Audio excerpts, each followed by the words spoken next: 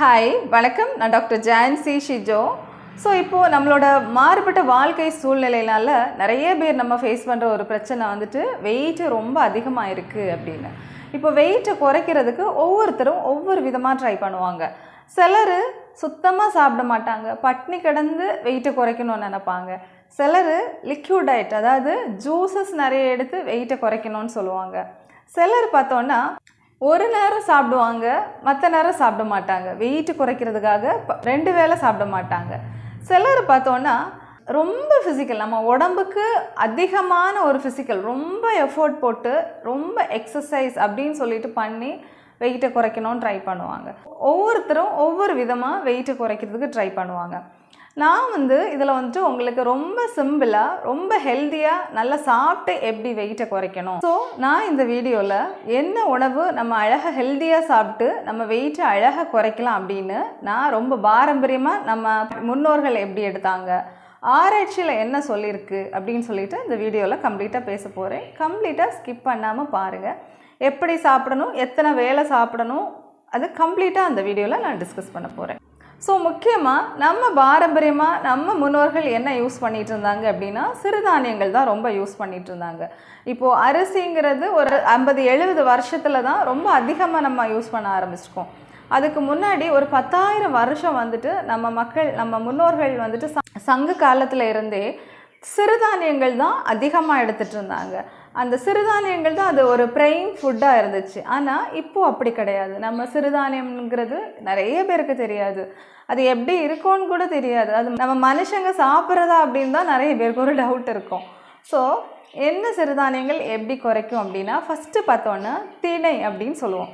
திணைன்னு சொல்லக்கூடிய திணை அரிசி அப்படின்னு சொல்லுவாங்க. 10,000 வருஷமாக இந்த திணை யூஸ் பண்ணிட்டு இருந்தாங்க. ஸோ அகநானூர்லையுமே இதை மென்ஷன் பண்ணியிருப்பாங்க, ஒரு பாட்டாக மென்ஷன் பண்ணியிருப்பாங்க திணையை குறித்து. ஆரம்ப நாட்கள்ல எல்லாம் திணை தான் ஒரு பெஸ்ட்டு ஃபுட்டாக இருந்துச்சு. ஒரு பழமொழி கேள்விப்பட்டிருப்போம், அதாவது தினமாவும் தேனும் கொடுத்தாலுமே நமக்கு சாட்டிஸ்ஃபேக்ஷன் இருக்காது. இப்போது ஃபார் எக்ஸாம்பிள் நம்ம பாட்டி தாத்தா சொன்னதை நீங்கள் கேள்விப்பட்டிருப்பீங்க. அதாவது வீடுகளில் குழந்தைங்களோ பெரியவங்களோ என்ன வித்தியாசமாக ட்ரை பண்ணி கொடுத்தாலும் சாப்பிட மாட்டாங்க. அப்போது இந்த பழமொழியை நம்ம சொல்லியிருப்பாங்க, நீங்கள் கேட்டிருப்பீங்க.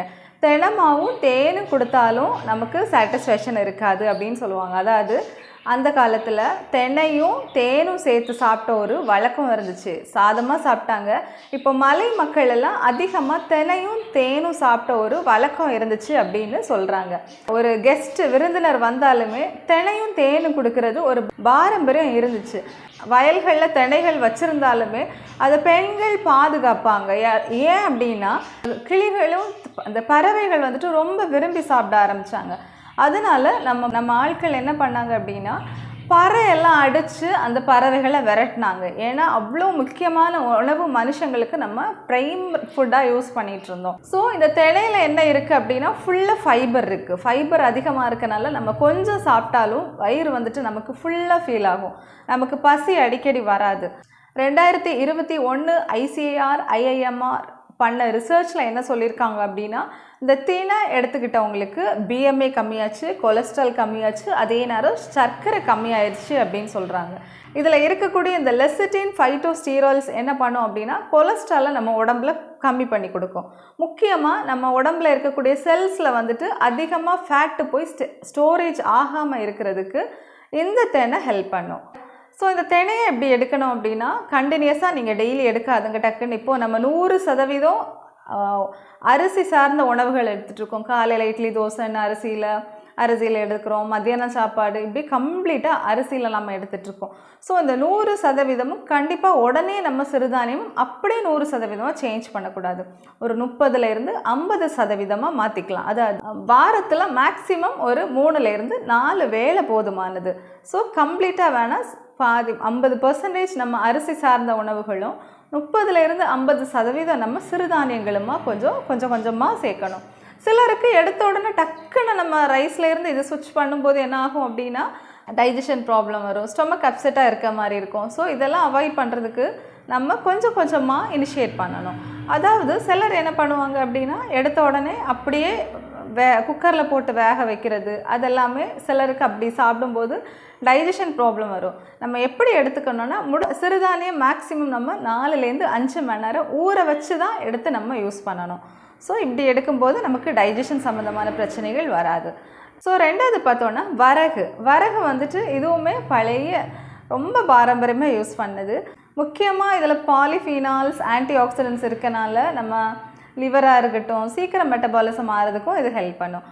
இப்போது டிஏஜிஎல் ட்ரைக்ளிசரைன்னு சொல்லுவோம், அது அதிகமாக இருக்கவங்களுக்கு இது ரொம்ப கம்மியாகுது அப்படின்னு ரிசர்ச்சில் சொல்லியிருக்கு. வரகுலையுமே ஃபைபர் அதிகமாக இருக்குது. ஸோ ஃபைபர் வந்துட்டு நம்ம அதிகமாக ஃபைபர் உள்ள கொடுக்கும்போது நமக்கு பசி அடிக்கடி வராமல் இருந்துட்டு நமக்கு அடிக்கடி பசி எடுத்து சாப்பிட்றத நம்ம அவாய்ட் பண்ண முடியும். மூணாவது ஒரு முக்கியமான அரிசி என்னென்னா குதிரைவாலி அரிசி. இந்த குதிரைவாலி அரிசி நிறைய பேருக்கு தெரியாது எப்படி இருக்கும் அப்படின்னு.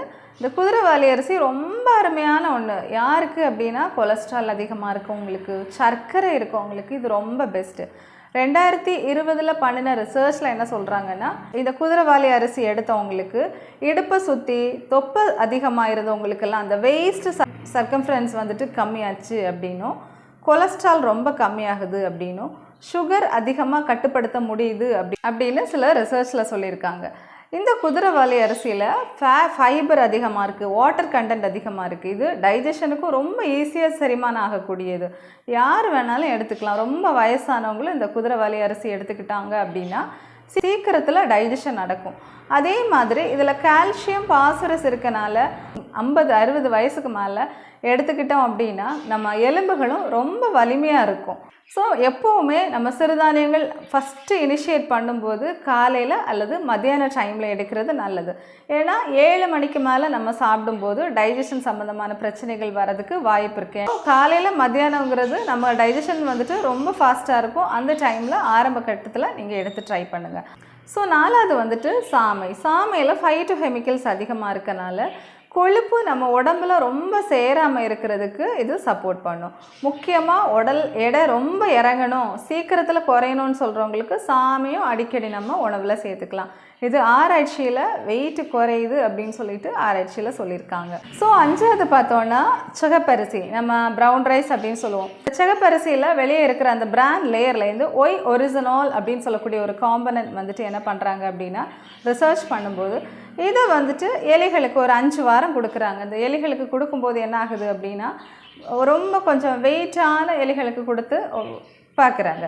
அப்போது அவங்களுக்கு கொலஸ்ட்ரால் கம்மியாகுது, வெயிட் குறையிறதையும் ரிசர்ச்சில் சொல்லியிருக்காங்க. முக்கியமாக இந்த ப்ரௌன் ரைஸ் எடுக்கும்போது என்னாகும் அப்படின்னா 99% ரொம்ப வெயிட் இருக்கவங்களுக்கு நீங்கள் ஒரு ஸ்கேன் பார்த்தீங்கன்னா கண்டிப்பாக ஒரு ஃபேட்டி லிவர் இருக்கும். ஏன்னா கல்லீரல் வந்துட்டு கரெக்டாக டீடாக்ஸ் ஆகாமல் கல்லீரலில் நிறைய கொழுப்புகள் சேர்ந்துருக்கும். அதை நம்ம ஃபேட்டி லிவர் அப்படின்னு சொல்லுவோம். ஸோ இந்த உணவுகள் தொடர்ச்சியாக எடுக்கிறவங்களுக்கு ஃபேட்டி லிவருமே சரியாச்சு, வெயிட்டுமே கம்மியாகுது அப்படின்னு ஆராய்ச்சியில் சொல்லியிருக்காங்க. பட்னி கிடந்து வெயிட்டை குறைக்கிறோம் அப்படின்னா நமக்கு எனர்ஜி இருக்காது, டெய்லி தேவையான பேலன்ஸ்டான நம்ம சத்துக்கள் கிடைக்காது. ஸோ அதனால் இன்டைரக்டாக நம்ம ஹெல்த் இஷ்யூஸ் நிறைய வரதுக்கு வாய்ப்பு இருக்குது. ஸோ நீங்கள் பாரம்பரியமான உணவுகளை எடுத்து நம்ம வெயிட்டை குறைக்கிறதுக்கு, ஹெல்த்தியாக வெயிட்டை குறைக்கிறதுக்கு தான் எப்போவுமே ட்ரை பண்ணணும். ஸோ நான் சொன்ன இந்த சிறுதானியங்கள் எல்லாமே வெயிட்டை குறைக்கிறது மட்டும் இல்லை, முக்கியமாக நம்ம ஹார்மோன் பிரச்சனையும் சரி செய்யக்கூடியது. ஸோ சிலருக்கு வந்துட்டு ஹார்மோன் பிரச்சனையினால் வெயிட் குறையாமல் இருக்கும், அவங்களுக்கும் இது ரொம்ப பெஸ்ட்டு. ஸோ இந்த வீடியோ உங்களுக்கு யூஸ்ஃபுல்லாக இருக்கும் அப்படின்னு நம்புகிறேன். யூஸ்ஃபுல்லாக இருந்துச்சு அப்படின்னா லைக் பண்ணுங்கள், ஷேர் பண்ணுங்கள், சப்ஸ்கிரைப் பண்ணுங்கள். ரொம்ப நன்றி.